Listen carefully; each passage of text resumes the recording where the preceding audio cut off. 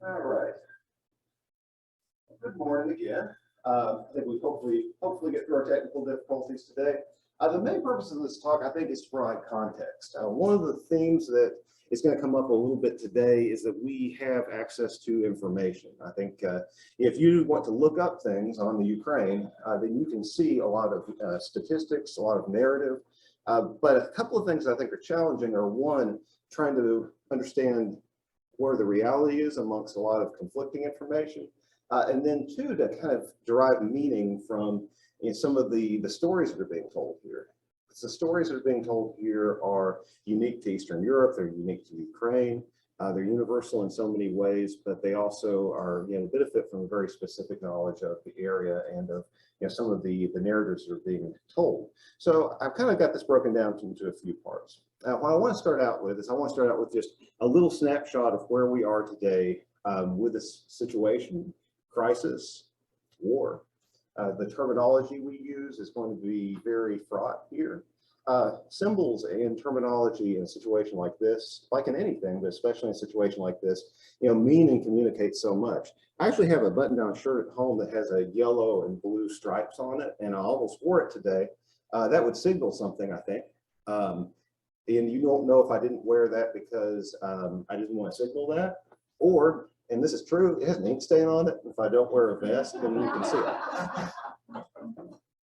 So keep that in mind with a lot of the symbolism, right? It's not, you never know when somebody's being intentional or when they just spilled something on their shirt. And so that makes things even harder to read because human error and human intentionality or unintentionality are a part of so many of the things you come across as well. Some of the stories and the myths that arise in a situation like this, some are very intentional and very meant to make you feel or think a certain thing. But some are just the coincidences of the moment. And so the more we know about the background and the topic, the better we can read those things. So like I said, I want to start out with a little bit of where we are. Where we are is that on the 24th of February in 2022, forces from the country of Russia, as it's currently constructed, invaded the Ukraine, its next neighbor to the southwest. And we'll put this on a map and visualize it a little bit. The human cost at this point has been between 6,000 and 14,000 people have died. Now, those statistics, that is a very wide range of numbers. Those numbers are based on estimates of both military and civilian deaths from the Russian government, from the Ukrainian government, from American intelligence, and from the United Nations. And without ignoring one of those perspectives, even if you kind of cut around the edges a little bit to look at sources that are official, that's as close a window as we can right now. For example, when I first looked up these statistics for this, I waited until the last minute to put some of the numbers in here because the situation is changing so much, right? So on Friday or Saturday, I put between 6,000 and 12,000 on that chart. Yesterday afternoon, the mayor of Mariupol in southern Ukraine stated that there had been 2,000 people killed in the city, in that city. Those had not appeared on any counts of civilian casualties in the war at that time until that quote. And so, verification is challenging. There's a lot of fog here. We do know, and perhaps a little bit more concretely, that there have been over 2.6 million people who have left the Ukraine. So we're talking about a country with, less than 100. We're talking a country with less than 70 million people. We're talking about a perhaps a 5% of the population as much has either left the country or been internally displaced, and probably higher than that on internally displaced. The UN's tried to create some estimates behind people who had to make large-scale migrations within the country. That's a little bit tougher. And that 2.6 million is United Nations. We'll look at some of the places where those individuals left and talk about how they've gotten there as well. The response from the world outside of the Ukraine, and we'll look at the situation in the Ukraine in a moment. The response from the world outside the Ukraine has been largely a series of economic sanctions targeting Russia in a sign of disapproval of the invasion. Now, these vary from commercial deals from individual businesses, actions of specific governments, combinations of the two, seizures of property of prominent Russian leaders. You've heard the term oligarch passed around, refers to Russian leaders who became extremely wealthy during the 1990s after the fall of the Soviet Union, especially.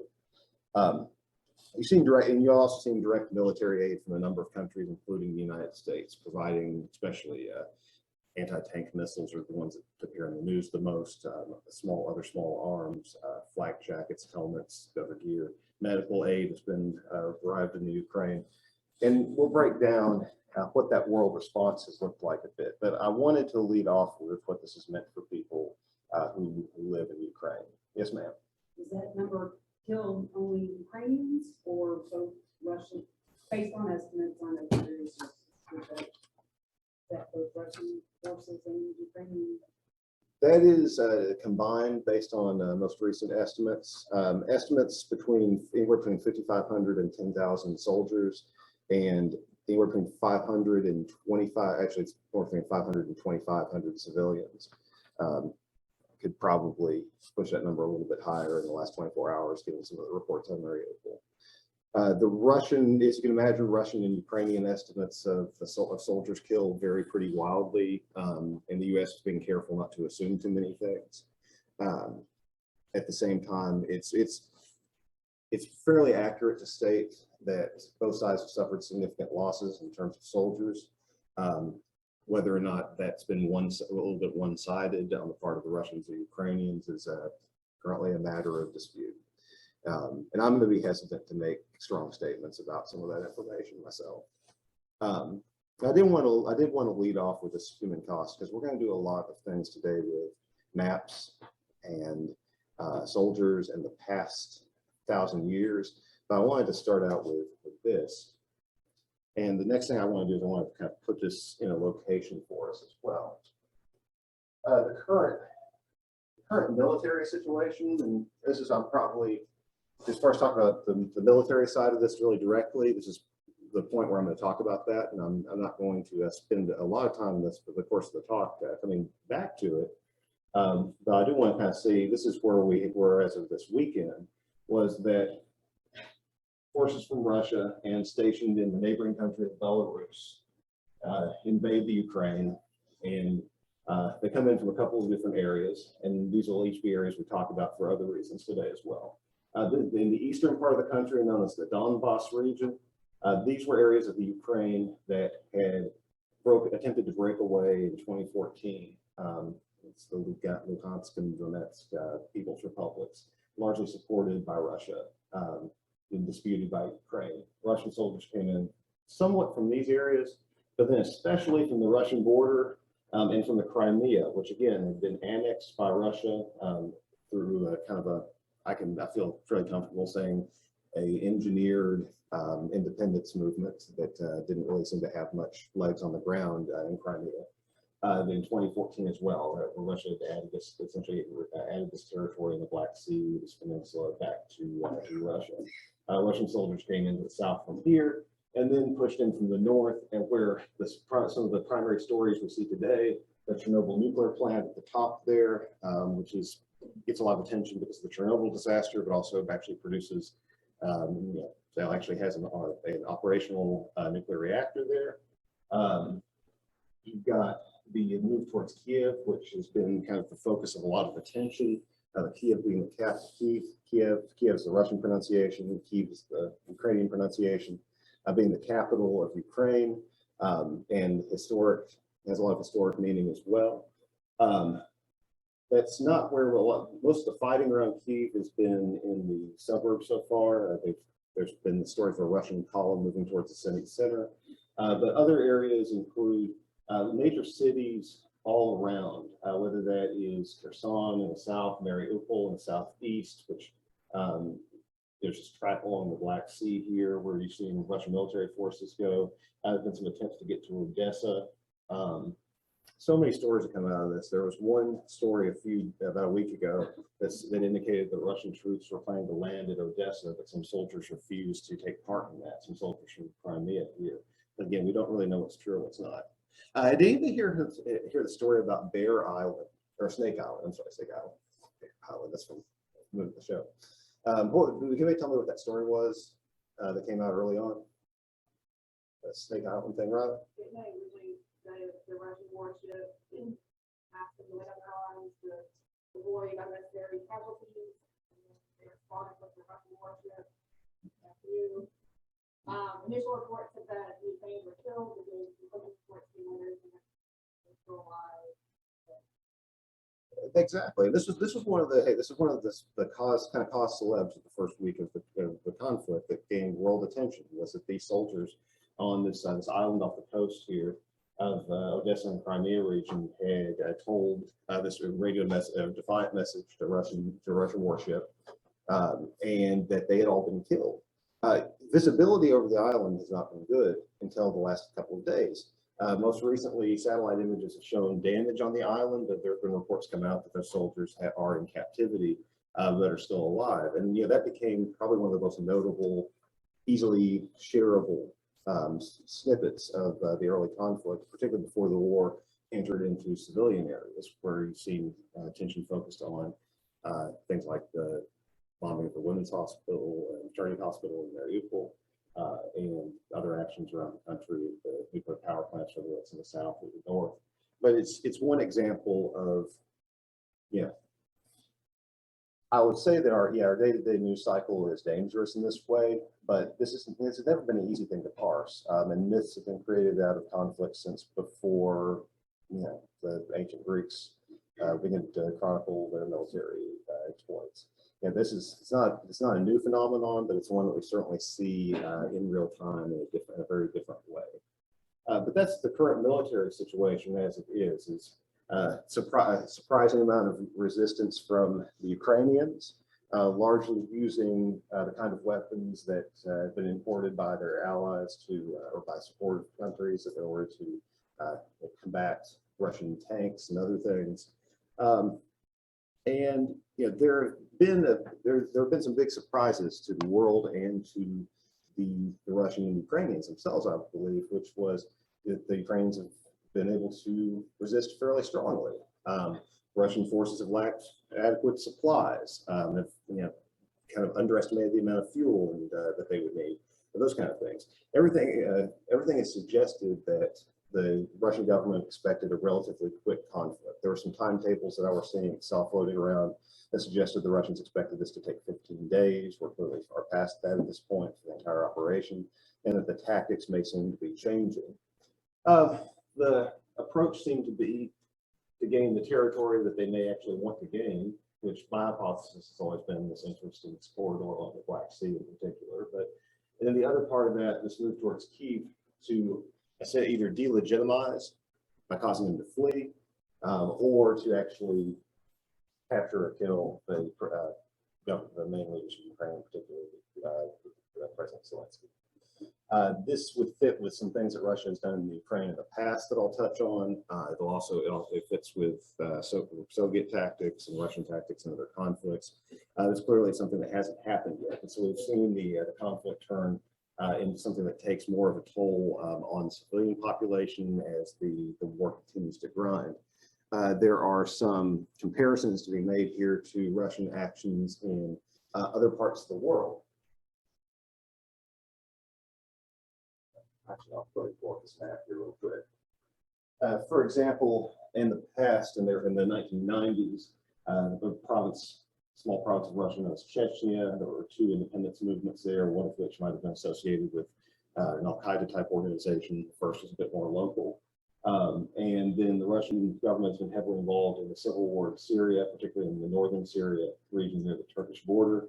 And in there, you've seen a lot of attacks on civilian infrastructure and targeted assassinations of leaders. If you go to, this is fairly terse, but if you go to the Wikipedia page for the conflicts in Chechnya, and you look at the leaders of those rebellions, everybody has a little marker next to them that indicates that they've been killed. And if you look at all the people and you go down through the biographies of those individuals, it varies from combat against the Russians to targeted assassinations in foreign countries. Sometimes often attributed to internal fighting within Chechnya, but I stopped drawing conclusions at that point. So the tactics, some of the concern you might hear in the news media right now is that those tactics that are shifting and becoming more visceral and more brutal than the images we see kind of correspond to those previous conflicts. We've also seen the use of mercenaries, particularly the Wagner Group, depending how you want to pronounce the W in that. Though they were active in Syria as well. This is a mercenary company that's been employed by governments in the Middle East and in Asia, most notably by the Russian government. And we know that there have been casualties amongst that group. So we know that they've been offered there. Ukrainian ability to hold on is, an open question. We know that the Americans have provided intelligence and many countries have provided weapons. Currently, it's been very surprising that this has lasted this long. And there's been a lot of things that have been surprising about this. But before we get into some of those a bit more, I want to kind of unpack a big question. Why is this happening in the first place? Why did you see this invasion in February of 2022? Why did it not happen earlier? Or, what does it mean when you hear some of the claims that both sides are making about their history and about current events? So, Madeleine Albright, former Secretary of State, I have to thank Rob Risley for sending me the article on this. I'll include a reference to it here. But former U.S. Secretary of State Madeleine Albright, at the beginning of this, in an article from the New York Times, thought that this was a gamble that Putin was making a mistake, and that Vladimir Putin, the leader of Russia, was very much invested in this idea that the fall of the Soviet Union in 1991, particularly relevant here for Ukraine, was a tragedy for Russia, and that the moves that Putin has made throughout his career as leader of Russia were largely focused on rediscovering that past and reacquiring that land and those claims to power. So let's work with that. When you hear the justifications for the invasion of Russia, there are references that come out of the Russian media and of Putin himself in international talks about Russia, that there are peoples in this country who are actually Russian. That Russia even created the Ukraine, that it's just a province that was created by the Russians, or that in this region in particular, there are the origins of the country of Russia historically actually traced back to Moscow in the north and Kiev in the south, and that this is all really Russian. That the Ukraine is this made up thing that some regional leaders created in order to have power in the 90s, and that's what you'll hear. You also hear claims about, probably one of the claims that got the most attention was the claim that the leadership of Ukraine was anti-Semitic and even used the term Nazi or neo-Nazi to refer to. We'll take a look at where that idea comes from. It's been an interesting commentary in the Jewish community, as Zelensky is himself Jewish and practicing Jewish for that matter, pretty prominently so in the world, amongst world leaders. But the problem with a lot of these things is you actually have to try to dig into them and explain them in order to tease them out. And sometimes it's hard to find the time to do that. So where do all these ideas come from? Well, okay, so let's rewind ourselves over 1,000 years here. So some of the origin stories behind some of the language you might hear. The origins of what we think of as Russia today are pretty disputed. What Putin would tell you, and what some Russian and Ukrainian historians would tell you for sure, is that you could trace back something that kind of looks like Russia to this medieval kingdom, the Rus, the people of Russia as it today, based out of Kiev. And other cities like Moscow and Novgorod, which are in Russia today, in that western part of Russia. And that this became a separate culture and identity based around a few things, based around the Cyrillic alphabet, the alphabet that Russians written in, based around Eastern Orthodox Christianity, which largely is defined as being similar to Catholicism in a lot of practices, but doesn't acknowledge the authority of the Pope in Rome, and is structured a little bit differently, specifically around archbishops or patriarchs who lead particularly specific cultural groupings, whether that's Greek, whether that is Ukrainian, whether that's Russian. Typically, scriptures are translated into those texts, and leaders come from those cultures lead congregations in those regions. But Eastern Orthodox Christianity is kind of an umbrella term for all of these different forms of Orthodox Christianity. The Ukrainian claim would be that no, Ukraine is distinct from Russia. That country, that medieval country, is part of Ukraine. It has its own history. The Ukrainian language is different. It's actually, it's written similarly to Russian, but they don't completely translate to each other. That Ukraine sees its form of Orthodox Christianity as distinct from the Russian one, and all these kind of things. And the problem is when you get into these historical arguments that go back, I mean, literally to the 800s, you miss one big thing. And this is one of the things my mentor at the University of Memphis, Dan Unowski, always repeated over and over again, was that when you try to use medieval history to justify something, you're talking about a time period where 90 to 95% of the people have no connection to it. When your identity and who you are was based around the town you lived in, perhaps the religion you practiced, when the language varied so much that to say that like a Russian language, as we know it today, existed in 1200 is completely. In the 1800s, 1850, you could go to different parts of France. I think of French, some people here probably taking French. And you could go from one part of that country to the other in 1850, 150 years ago, and people couldn't understand each other. It was public education in the 1800s, the printing, not just the printing press, but mass literacy and mass production of documents that meant that those languages became more standardized. Even in China, this was a part of that process. Spain tries it a little bit earlier in the 1600s. But there's no way to look at this as some marching history that goes back hundreds and hundreds of years. It's not really that workable.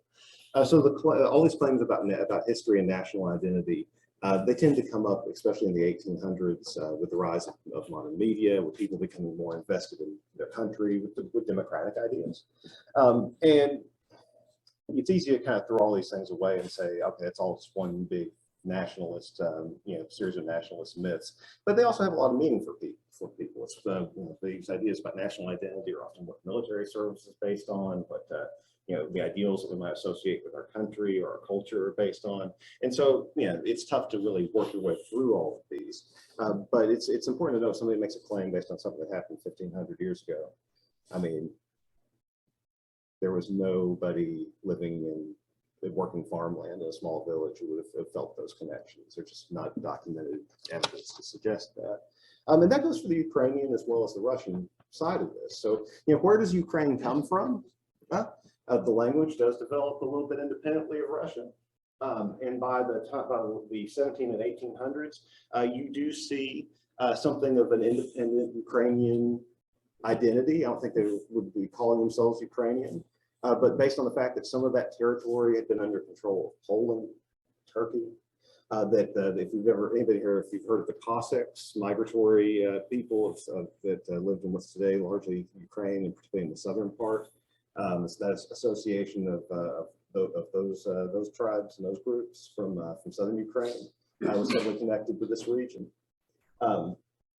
And Ukraine was really, Sheila Fitzpatrick, who wrote one of my favorite books on the Russian Revolution, did a piece for the Atlantic a few weeks ago, where she referred to Ukraine as a borderland.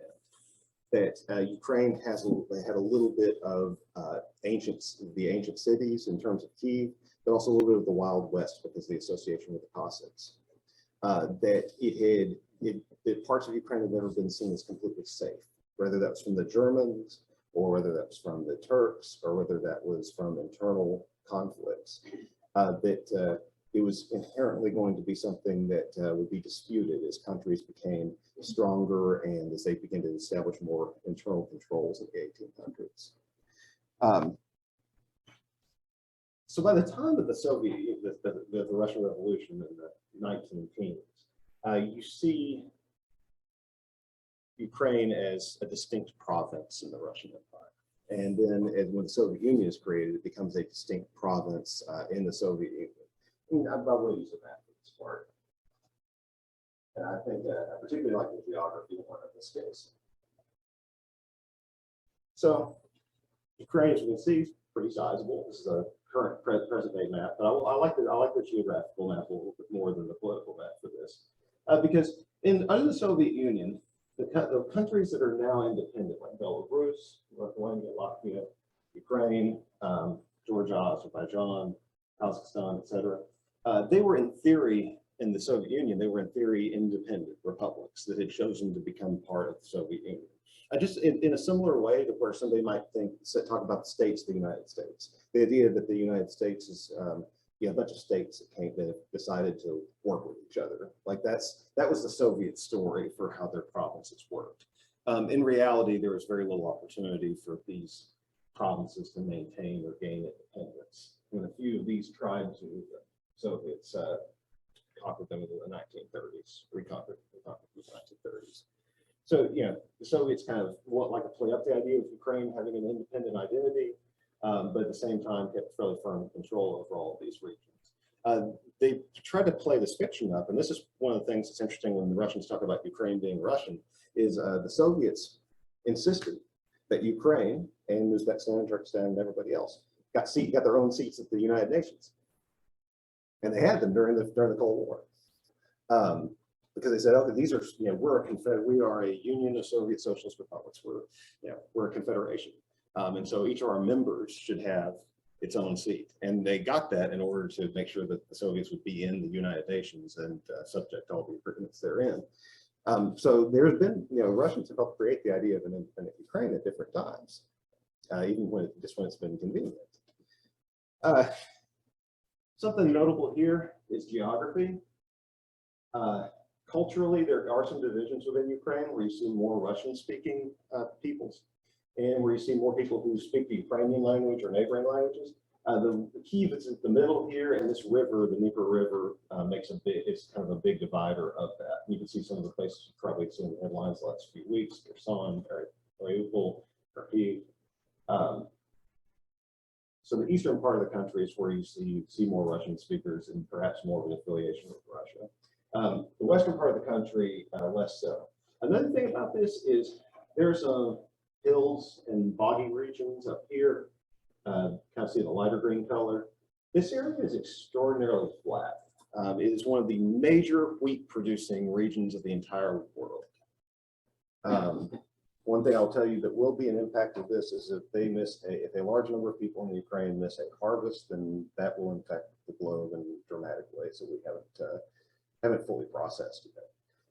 It's been a grain growing region of Russia for a few hundred years, and it was during the early 20th century as well, which I put a fine point on that to kind of give some context, but also look at something from the history of Ukraine and the Soviet Union.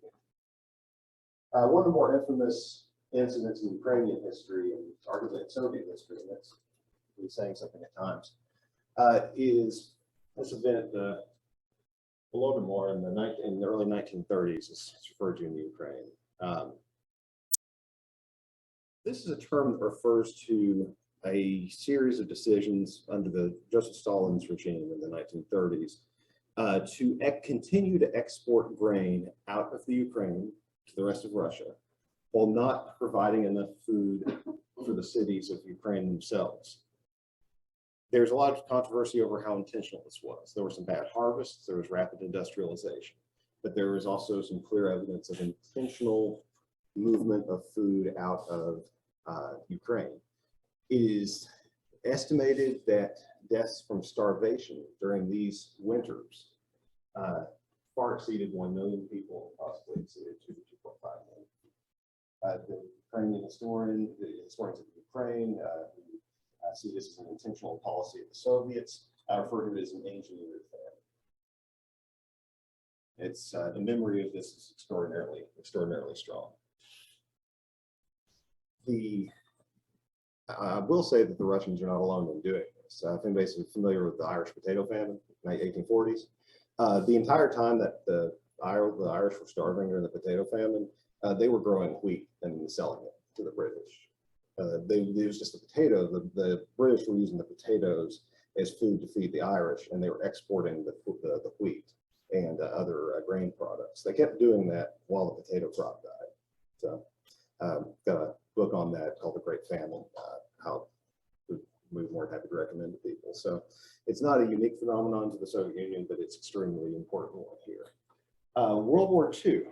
The Ukrainian war, role in World War II, a part of the war is fought in Ukraine. And this is where I want to get to where some of the claims come from, Nazi or neo-Nazi elements in Ukraine. During World War II, there were people in the Ukraine who attempted to collaborate with the Germans, just like there were people in every single country who attempted to collaborate with the Germans. My family's Polish. That story is not nice for anybody. But the Ukrainians got some special attention here for a few different reasons. One, there's an attempt to form an independent Ukrainian government in the early 1920s, and actually allied Poland to try to do it. That was suppressed. And so during World War II, the Germans made a special attempt to appeal to the Ukrainians as kind of a hedge against the Soviets, to hire them to back of the lines kind of work, that sort of thing. And there were Ukrainians who thought the Germans were, had the potential to be an upgrade. There's certainly anti-Semitism in Ukraine. There's a large Jewish population in Ukraine. There continues to be, for what that means in Eastern Europe right now, which has changed quite a bit, obviously.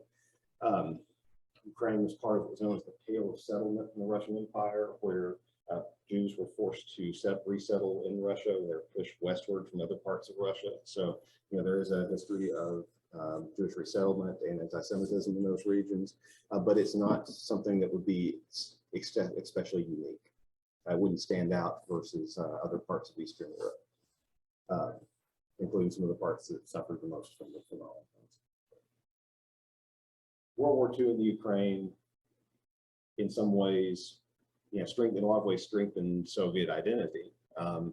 There was, between the purges of Stalin and eventual resistance and defeat of the Germans, there was this idea in the Soviet Union that the Great Patriotic War, as it's referred to there, had been won, and that it would just kind of unify people who had been still kind of in the wind during the 1920s and 30s. Throughout this period, whether it's in the interwar period or during World War II, you see some of the tactics of the Soviet Union, and these become relevant again.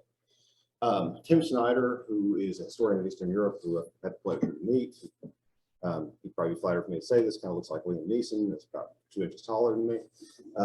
Written some excellent books on Eastern Europe. One's called Bloodlands, which is what he refers to the areas between Germany and Russia from the late 1800s through the 1950s in particular, which gives you a sense of how much happens there. He's written a few different pieces on this event. And Tim Snyder, he was beating the drum in 2008, 2010 about Putin's intentions in Eastern Europe. But the most recent piece that Tim Snyder wrote, he went into the tactics that the Russian Empire and the Soviet Union used during the late Empire and during the years of the Soviets. The two things that he kind of focused on a whole lot was one, the use of engineered events. So I'm going to make up something that is completely out of the air here. What has been done was done by the Russian Imperial Police and by the Soviets fairly often, was to blow something up, say a train station or something, and then plant a lot of evidence that somebody else did it and use that as a false flag. False flag operations are actually pretty hard to pull off. Most of the time when you hear people talk about them, they're being a little conspiratorial. It was a pretty common tactic of the Russian government. The Germans even tried one to justify invading Poland. It was pretty obvious to see through. But these typically haven't been. The Russian imperial government commonly sent agents into revolutionary groups to infiltrate them, to intentionally try to get those groups to be more violent in order to call them out. And this is what Snyder really gets into, is in the 1930s and 40s during the resistance in Poland to the Germans, or during movements to oppose the Soviets. And it was a very common tactic to not just send infiltrators into organization, but to buy off people they could buy off, legitimate people, not send an agent in there like the FBI did with KKK with that, but to actually, buy people off, get them indebted to the Soviet Union, and then get them to turn in their buddies. So not only if you've ever read 1984, this is kind of what Orwell's playing on here. Is it's not only this tactic of getting somebody Now someone just walked through that door. I think I was trying to figure out what this was. Of not only getting somebody inside the organization, but getting you to not trust the people that you have been working with maybe your entire life.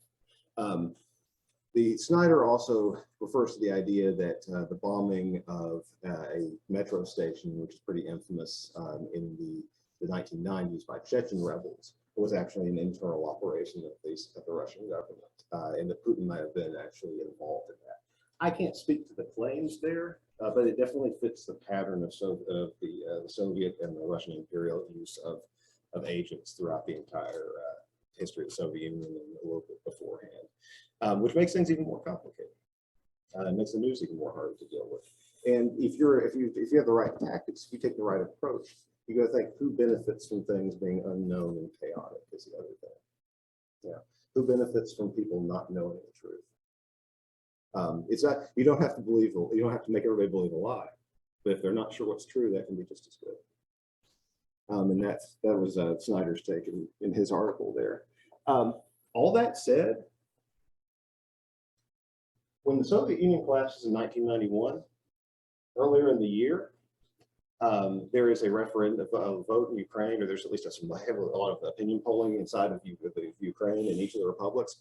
And the Ukrainians generally were not especially interested in declaring independence early on. Now, famously in 1991, there's some chaos and there's an attempt by hardline Soviet leaders to kind of retake the situation under control. And Boris Yeltsin, the Russian leader in the 90s, famously, kind of denounces this and leads Russia into the new era and supports these countries being independent and all this kind of thing. But Ukrainian sentiment was a little bit divided on whether to try to continue to be partnered with Russia or not. It's like part of some new entity. But certainly after 1991, Ukraine gains independence, and so.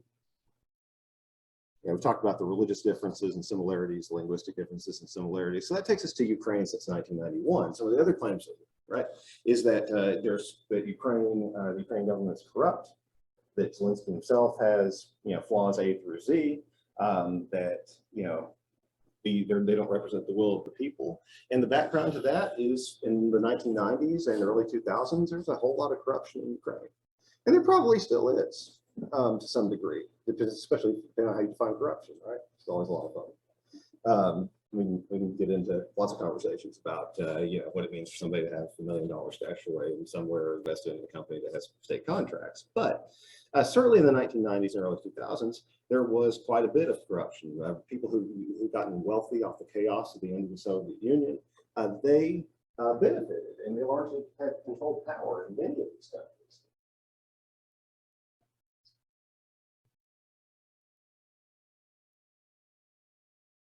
In the Ukraine, however, there was actually a series of two popular revolutions against this. Zelensky is a product of two revolutionary movements himself. In 2008, in 2004, I'm sorry, I'm too tall to see my notes really well. It's a problem.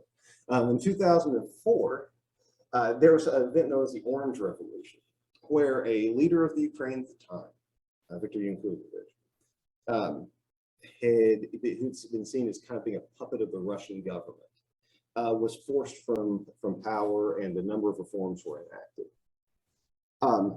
That was largely a bloodless revolution. It was seen as perhaps a pattern, a very hopeful pattern for things that might take place in the future in some of these other countries where there were still fairly strong, rich people holding on to authoritarian power. And Ukraine had a series of democratic elections, but Russia continued to attempt to exert its political influence and authority on Ukraine. This starts to get into the timing of everything. It's a really bad thing to simplify an event down to individual figures, the great man theory of history. However, these are easily the two most recognizable people in the entire conflict: Putin, Volodymyr Zelensky. In case you want another case study, Vladimir and Volodymyr are essentially the same name, but one's in Ukraine, it's Ukrainian spelling and pronunciation instead of a Russian one. So similarities and differences pretty stark. The Zelensky is elected much more recently. However, He's elected in 2019. However, there have been another series of revolutionary events in 2014 known as the Maidan movement, named after a locality where some of the initial protests took place. And during Maidan, there's an attempt to reform the government, to do things like remove some of the protections that government officials had from prosecution, which Zelensky ultimately does in 2019. And with a particular concern that some Ukrainian leaders were kind of in the pockets of wealthy Russians or Vladimir Putin himself. Putin is a product of the Soviet Union in many ways. He was a member of the KGB, the Secret Service, or the CIA equivalent in the Soviet Union. When Russia became independent and the Soviet Union broke down, he became very close with the Russian leader at the time, Boris Yeltsin, and became for a brief time, director of what's called the FSB, the Security Bureau of the new Russian regime. So he has a background in espionage. He's also extremely well connected politically, financially, old government contracts in the Soviet Union, new money from the post-Soviet world, oil money directly. I don't have the list because it's a lot of the list is still, we don't know how long it is. But he definitely has, as Madeleine Albright stated, I mentioned at the beginning, this vision of Russia.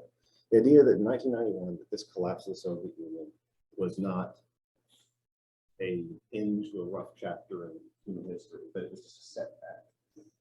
That the future of Russia was as a great power, that the lands that have been Russian at one point or another for the last few hundred years could be Russian again. And you've seen concrete actions to that effect, and most notably in the Ukraine. In 2014, when some of the last leaders accused of being Russian puppets or sympathizers from Ukraine were forced out, Russian soldiers invaded the Crimea, and that's when that event happened that we referenced at the beginning. And they supported the breakaway republics in that eastern Donbass region.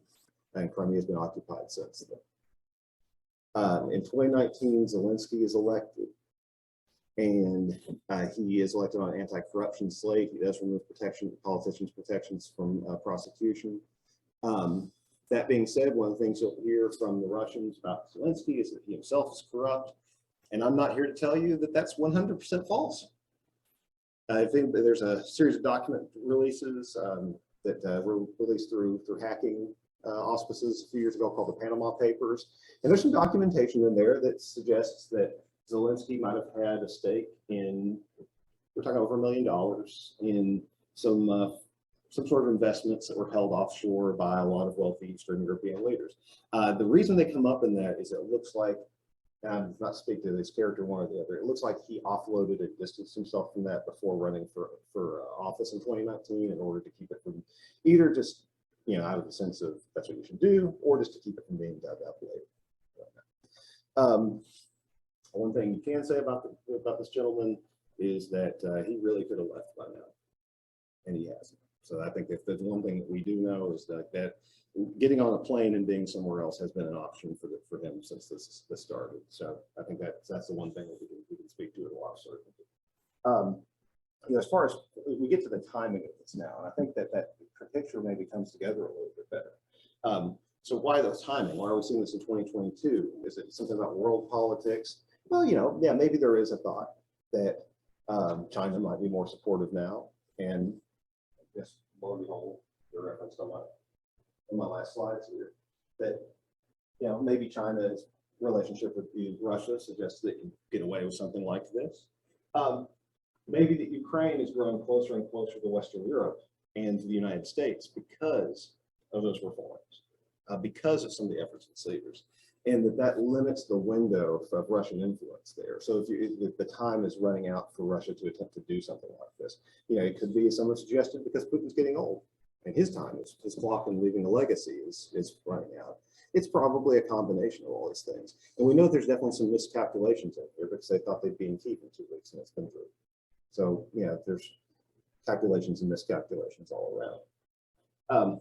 Some of the other references you'll hear a lot of discussion of NATO. So to kind of go back to basics on that, the North Atlantic Treaty Organization that was largely formed during the Cold War to resist, well, originally it was just an alliance to preserve peace, but it became a attempt to resist Soviet influence and expansion.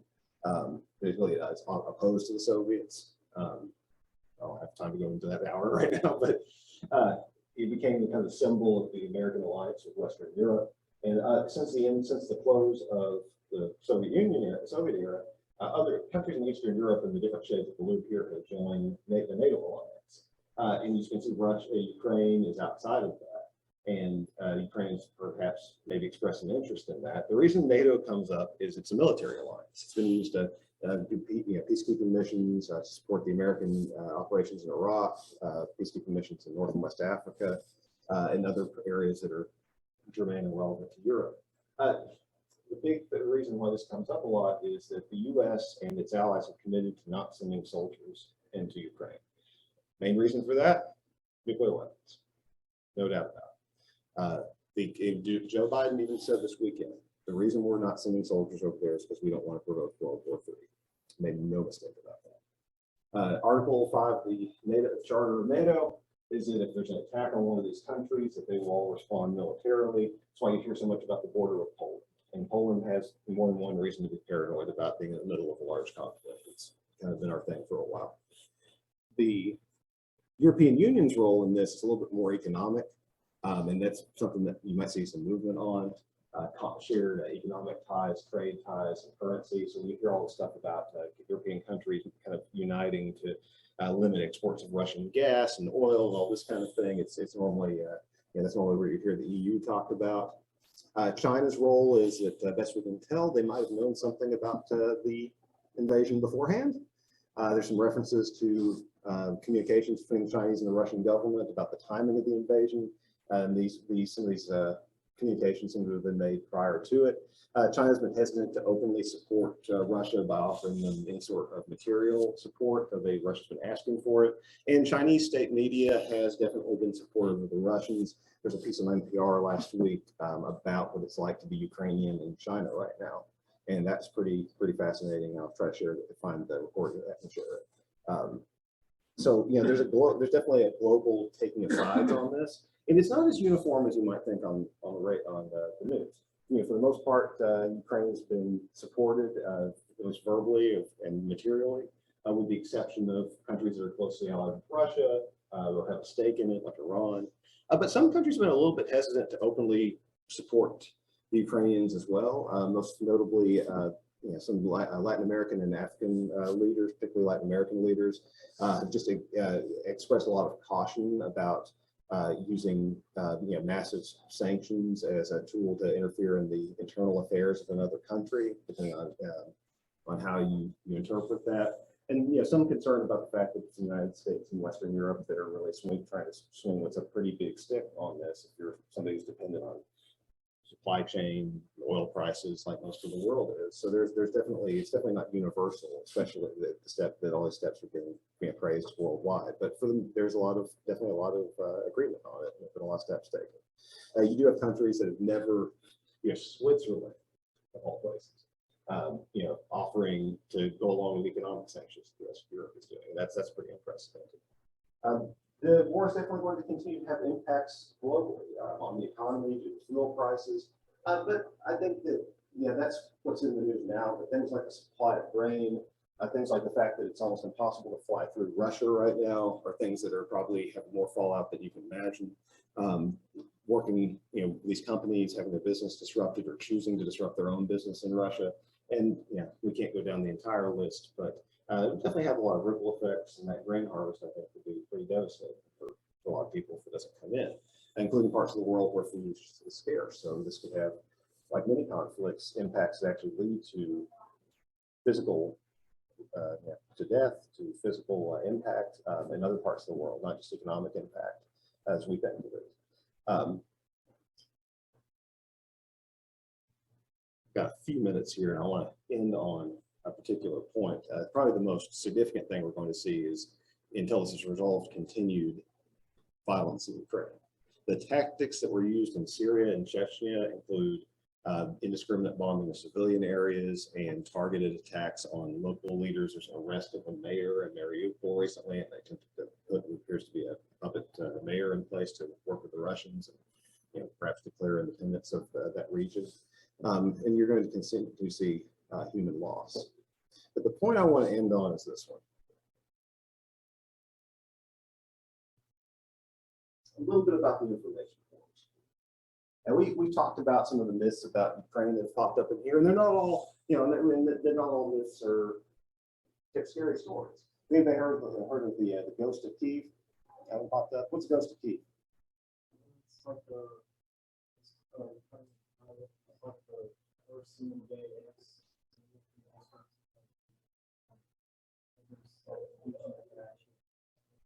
Yeah, it's very good. So, Ukrainian fighter pilot. He supposedly shot down 5 or more Russian planes in a single day.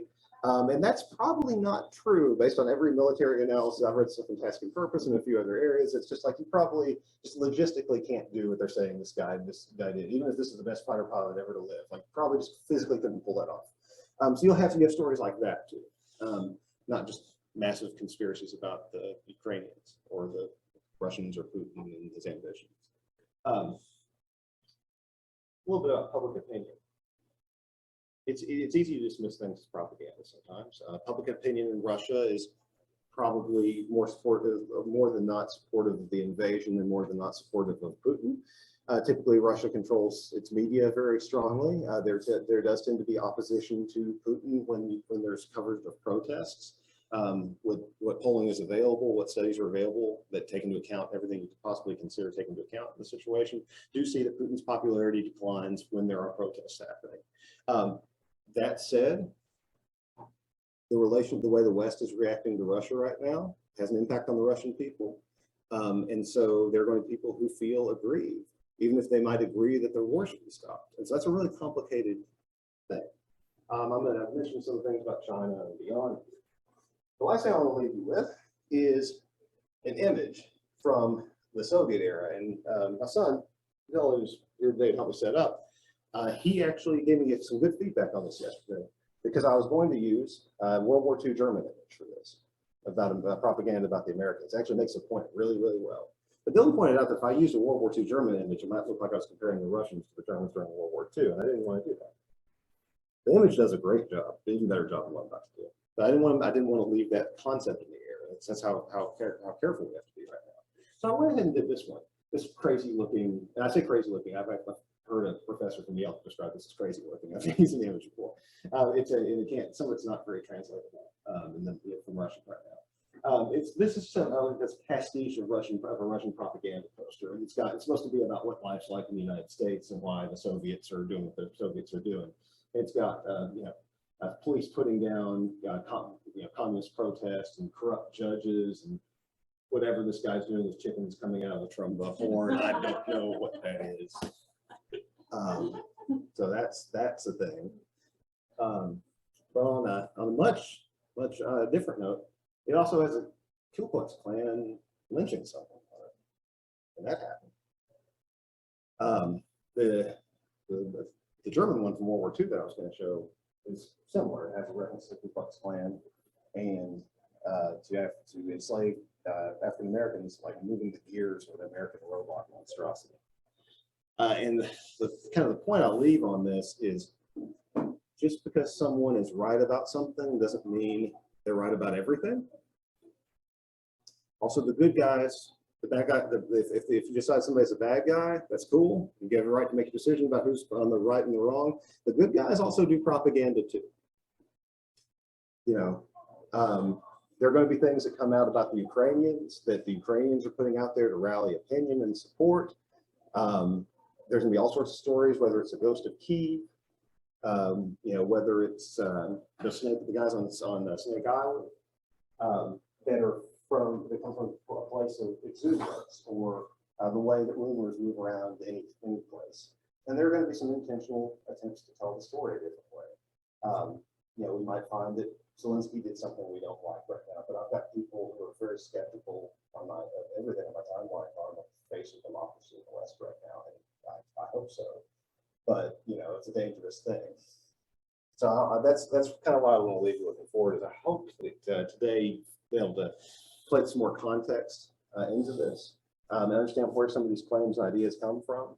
But I do want to leave on that note that that, you know, a fact being true doesn't mean that the person telling it is always telling the truth.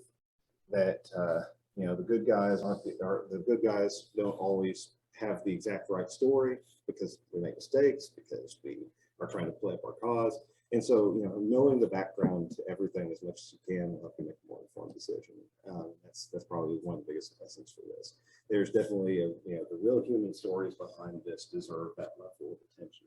Deserve the people who are involved in this, you know, deserve us to, you know, get the story right to the greatest extent that we can. That's what I've got today. I've got to take a few minutes for questions. If you've got any questions before I start clearing out here for the ASU nursing students, but anybody have anything that they want to bring up? Yes, sir. After this is the likelihood of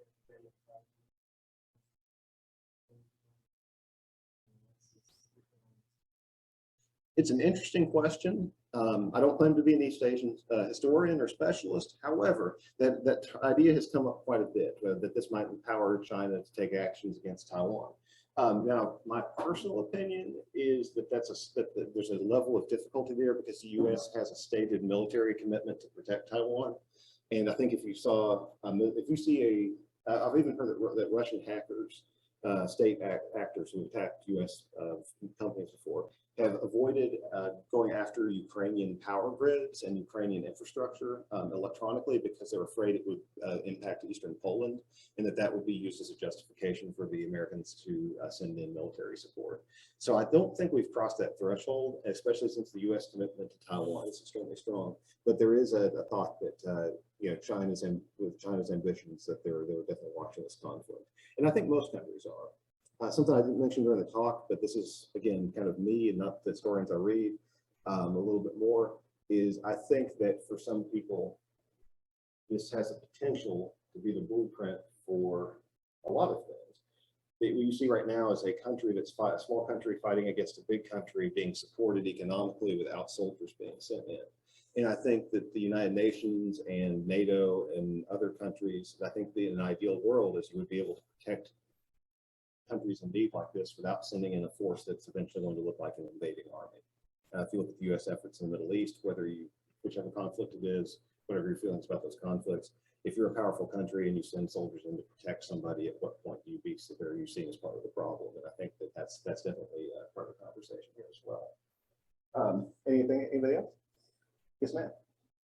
So mine was coming out from the news off of once we've been thrown around the term genocide in there, and so we know that leaders are very particular about the use of that word. Apology, the convention was called, back in early 2000s with Sudan or they're very hesitant because there's an obligation to act if genocide is officially declared. At what point, where do you think that line is for countries like the U.S., other places, where we are morally obligated to? That is an excellent question. I'd like to hear from some people in Biden and Macron administrations about that right now a little bit too. But the word genocide is a heavy one. It's one that, for example, Turkey has resisted attempts to label the killing of Armenians in the early 1900s genocide because of what that means in the human record and because of what it means for the United Nations and other entities. Unfortunately, it's a term that's been thrown around a lot in the Ukrainian conflict, and I don't mean to say that I think it's completely invalid. It could be completely invalid. I just know that a rocket, possibly from the Ukraine, hit a town in one of the breakaway regions in Eastern Europe in the last 24 hours, and there were two quotes from two different leaders of the breakaway regions who referred to what the Ukrainians were doing in Eastern Ukraine as a genocide on Russian people.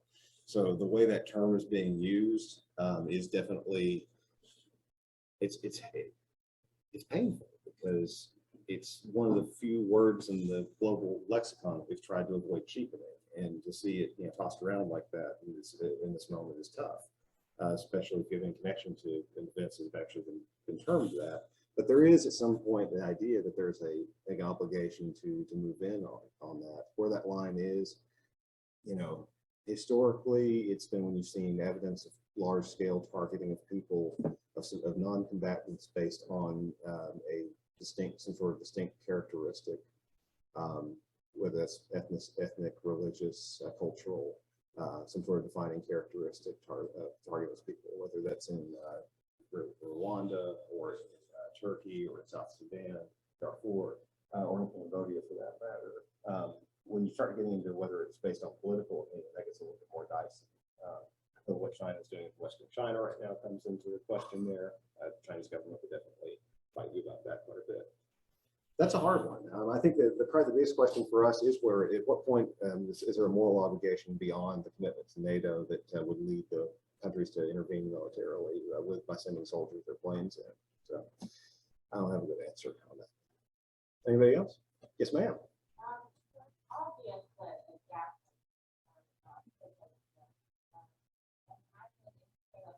A lot, a big portion of our natural gas capacity, electricity is going to be. In your opinion, do you think the United States or globally will start looking having more self-reliant on solar, wind, hydrogen, or anything? Like now, something that's only been happening a couple of weeks hasn't happened as something that happened. In your opinion, do you think that is something that governments will start? I think that and on the one level, some natural economic phenomenon will take place where higher prices for gas and natural gas lead people to be more interested in doing things like buying electric cars, producing marketable products. There'll be some of your very standard capitalist mechanisms to take place there. As far as independence, energy independence, a lot of the tropes about energy in the United States is there are a lot of fossil fuels that aren't exploited in the United States right now, not because of environmental regulations, but because companies haven't seen them as profitable to exploit. My grandmother owned a part of some mineral rights in South Texas that go back to the Depression that split 12 different ways, and it's like 12 different family members, and they didn't know they owned it until after they moved off of it 30 years beforehand. We used to get like 50, $100 from a year from it for a while. And you know, that stuff is some of that stuff is so remote and hard to get to, but now it's going to be profitable for them to get into it. You know, I think the short answer probably yes, because the cost and land usage are probably the biggest limiters on renewable energy. Well, you know, for cars, yeah, you want the batteries to be lighter, you want everything to be maintained more easily, but you know, cost and land usage for large scale power production are definitely barriers there. But if the price of fossil fuels increases, not just because of environmental regulations or just because of the cost to produce them, then I would expect that. You know, whether people intentionally try to do that or whether it's kind of more of a market forces thing, it's probably gonna be a little combination of both. I think you'll see more of that. I do think that fuel prices, one of the scary things about this, and this happened in the 1970s quite a bit, is it doesn't just impact transportation, because transportation impacts the cost of getting anything anywhere. So the cost of transportation will get built into the cost of all your other products, as it does. And you see, there are definitely companies that for pure financial reasons are trying to plan around this already. You think there's heard Glenn Fenner talk about the future of the economy and you know, what some of these big companies are doing with their transportation fleets, for example. So a short answer, I think yes, but I think it'll be a little bit more gradual. I also do think that there will be an interest in, i.e. whether, I don't know if it's going to make some of the European countries that have skewed nuclear power more interested in nuclear power again. I think if Germany wants to get serious about avoiding Russian influence on fuel, they kind of have to. There's not really an alternative for them. And so it's a lot of it's going to be on a case-by-case basis. You might even see countries where it hasn't been profitable for them to produce oil, start producing oil. South America, some parts of Southern Africa, maybe even better regulation. If the U.S. has to be more invested in Nigerian oil, then maybe we'll be more invested in the treatment of Nigerian oil workers. I mean, that's an optimistic take on things. But anybody else?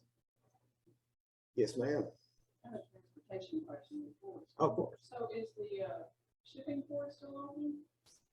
The one that's the ports in southern Ukraine have been blocked recently. I don't know if that was the case early on. I know that a few days ago that was the case out of southern Ukraine. Land routes. I meant to get into this a little bit more. you know, the other impact of this is there are physically people moving to places, whether that's Poland, whether that's Romania, Moldova, bordering countries, and further afield. And not all of those folks are ethnically or culturally similar to other Europeans. There are students from India, from the Middle East, immigrant populations they go back to the Soviet era from relationships the Soviets had with other countries.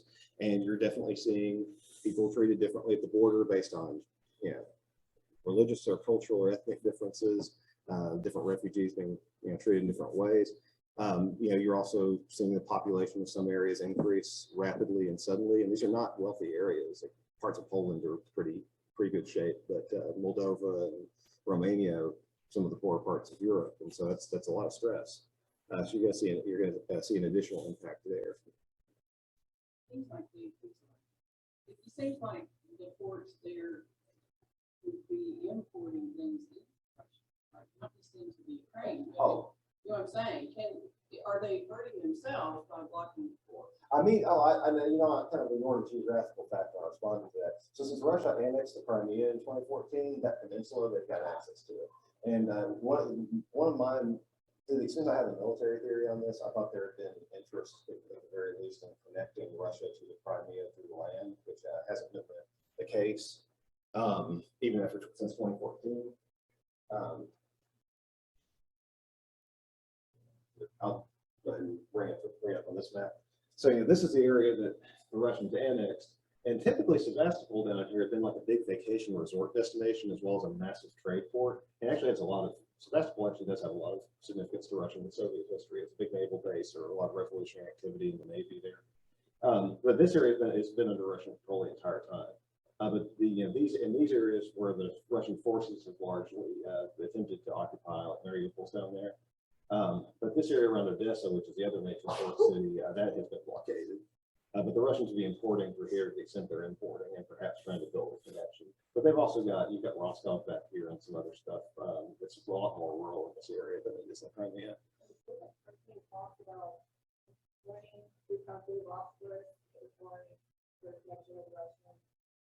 That's true, and it is an interesting relationship. Turkey's been talking about limiting access here. And you know, Turkey thinks of this part of Syria as essentially a border with Russia right now, and so that relationship is unique because Russia's intervention in the Syria civil war support certain pro-Syrian government groups that have kind of their own independent holdings up there, and so there's a relationship with Turkey not just through here but through there that makes their situation unique. Israel's played an interesting role in all of this, being a little bit less openly supportive of Ukraine at the beginning, but also coming in as like a peace broker right now.